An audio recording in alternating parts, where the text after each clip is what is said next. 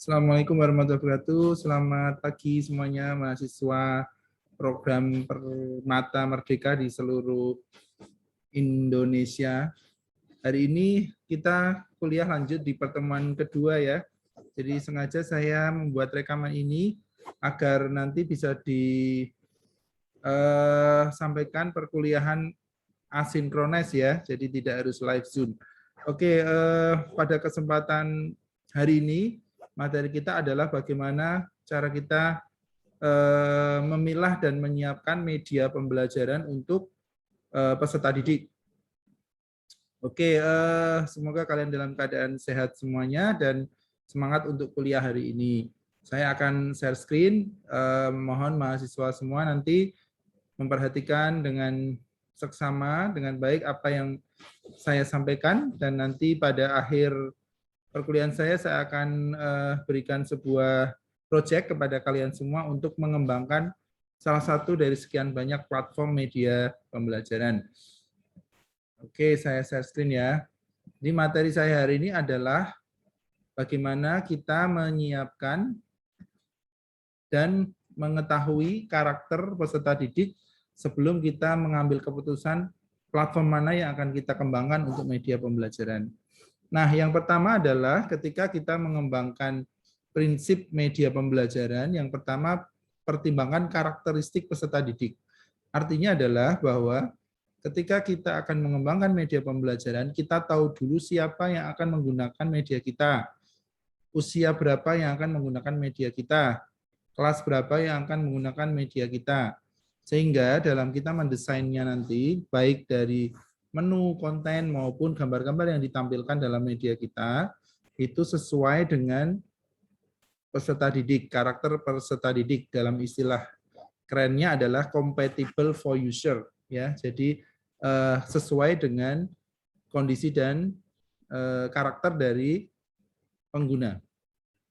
Nah, yang kedua adalah ketika kita merancang media pembelajaran, rancanglah untuk memperkuat minat dan motivasi baik dari sisi intelektualitas, spiritualitas, sosial maupun jasmani.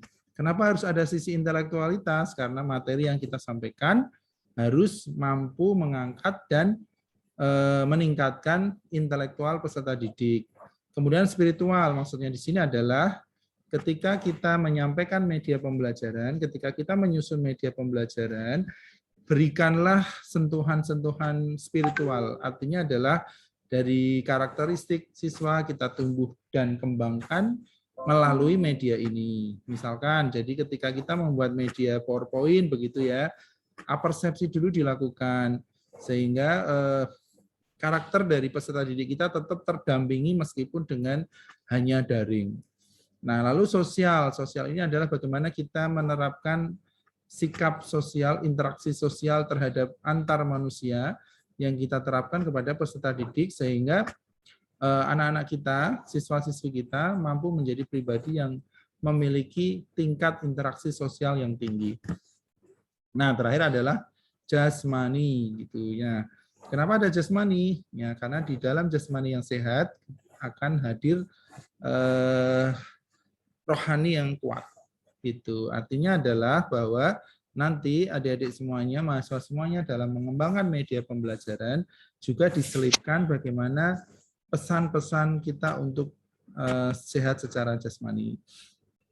Nah, yang berikutnya adalah ketika kita akan mengembangkan media pembelajaran, tumbuhkan kesadaran dan keyakinan pentingnya kegiatan berinteraksi langsung dengan manusia, baik sosial budaya, lingkungan alam, maupun nilai-nilai sosial dan humaniora.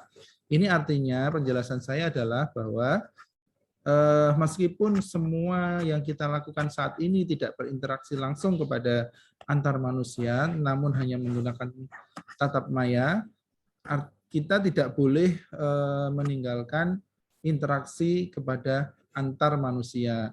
Maka kita implementasikan dalam media kita. Jadi media yang kita kembangkan di dalamnya ada yang namanya konten untuk memaksa siswa kita bekerja sama satu sama lain. Nah, ketika ada penugasan atau konten yang masuk ke dalam media kita yang mengharuskan siswa-siswi bekerja sama dengan antar temannya, ini berarti interaksi sosial akan berjalan dengan baik. Nah, itu maksud dari poin yang kedua ini. Poin yang ketiga dari hal yang harus dipersiapkan ketika mengembangkan media adalah mendorong siswa untuk menjadi lebih kreatif, inovatif dengan tidak menjadi konsumen pengetahuan tetapi menjadi produsen pengetahuan.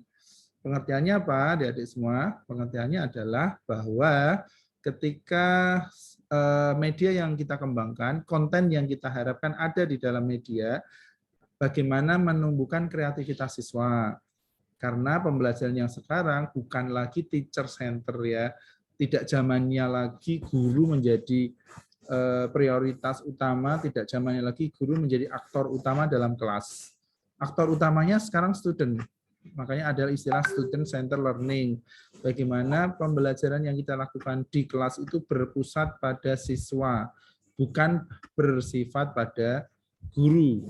Kalau dulu mungkin selama 1 hari gitu ya, setengah hari sekolah itu semuanya terpusat pada guru. Guru melakukan apa, guru berbicara apa, guru berceramah apa, siswa hanya melihat, memperhatikan, dan menyaksikan seharian dengan guru tidak. Tetapi dengan adanya student center learning, mengharuskan siswa aktif di dalamnya. Jadi guru cukup menjadi pendamping, motivator, dan fasilitator saja. Semua kegiatan-kegiatan, semua penugasan, semua project based learning dilakukan oleh siswa dengan pendampingan guru masing-masing. Nah, berikutnya mahasiswa semua yang saya banggakan, jadi proses pembelajaran dilakukan secara aktif, menyenangkan, kreatif dalam menggunakan media secara online. Begitu ya. Nanti ketika sudah sampai ke minggu depan barangkali materi tentang bagaimana mulai praktek mengembangkan media itu nanti saya ajarin, saya dampingi bagaimana kita menentukan tema atau dan menentukan konten yang di dalamnya ada menu atau ada ruang untuk siswa berpikir kreatif. Begitu. Nah, nanti akan kalau pas praktek nanti saya jelaskan di sisi mana sih konten-konten yang akan menggiring siswa kita mampu berpikir secara aktif dan kreatif serta menyenangkan. Nah, itu tadi beberapa dasar-dasar dalam kita menentukan platform apa dan menentukan desain bagaimana ketika mengembangkan media pembelajaran. Sekarang saya sampai pada apa saja alternatif pemilihan platform media pembelajaran. Tentunya kalau ini ada di semua adalah jurusan PGSD di seluruh Indonesia, sehingga saya tekankan sekali lagi, platform media yang kita pilih nanti adalah platform media untuk sekolah dasar. Ya, jadi ingat materi tadi adalah ketika kita mau mengembangkan media, kita harus pikirkan tadi kan, apakah usable dengan pengguna, compatible terhadap pengguna, itu yang harus dipikirkan. Oke, lalu ini bentuk pembelajaran daring ya, jadi ada asinkronos, ada sinkronos. Asinkronos itu artinya ada demand ya, ada jeda antara settingan yang disiapkan oleh guru dengan pelaksanaannya. Misalkan nih kita gunakan Google Classroom ya, misalkan saya sebagai guru akan membuka kelas di Google Classroom. Di situ saya siapkan kelas yang berlaku selama 1 minggu. Gitu. Saya siapkan materi yang harus dibaca selama 1 minggu. Lalu di akhir minggu saya siapkan penugasan online. Lalu di sana mungkin ada diskusi online yang bisa tiap hari siswa lakukan, tidak harus live secara langsung. Nah, itu namanya asinkronos. Ya, jadi lalu YouTube gitu. Misalkan kita bikin YouTube, lalu kita share kepada mahasiswa atau siswa. Kan tiap siswa tidak harus dalam jam dan hari yang sama akses YouTube. Bisa ada yang malam, bisa ada yang sore, bisa ada yang besoknya, bisa ada yang lusa, dan seterusnya. Itu berarti bentuknya asinkronos. Nah, kebalikan dari asinkronos adalah sinkronos. Sinkronos itu dilakukan secara live antara media, antara siswa, dan antara dosen atau guru. Misalkan nih kita bikin soal online dengan quizzes ya. Dengan quizzes itu akan ada live quizzes tuh. Kalau quizzes kan ada pilihan 2 ya. Yang satunya live, ada yang satunya homework. Ya, kalau homework berarti nanti dikatakan asinkronos. Tapi kalau live itu berarti sinkronos. Setiap siswa dalam jam yang sama harus mengakses semuanya. Itu namanya sinkronos.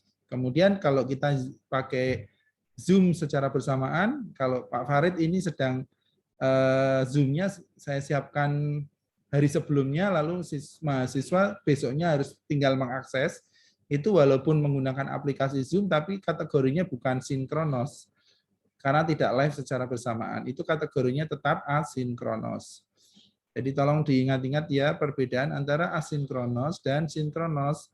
Nanti kalau ada UTS atau UAS muncul soal ini, Anda semuanya bisa menjawab dengan baik. Nah, ini yang seperti yang dilihat di layar, alternatif penggunaan platform yang harus dikembangkan. Ada saya kelompokkan menjadi 4. Ada virtual classroom, ada hybrid learning, ada media pembelajaran interaktif, ada kuis online, ada video conference. Ya, kalau virtual classroom berarti kita membuat rumah pembelajaran. Kita membuat kelas maya yang terdiri di dalamnya ada teaching, ada learning, ada testing, ada konten-konten yang dimasukkan ke dalam virtual classroom.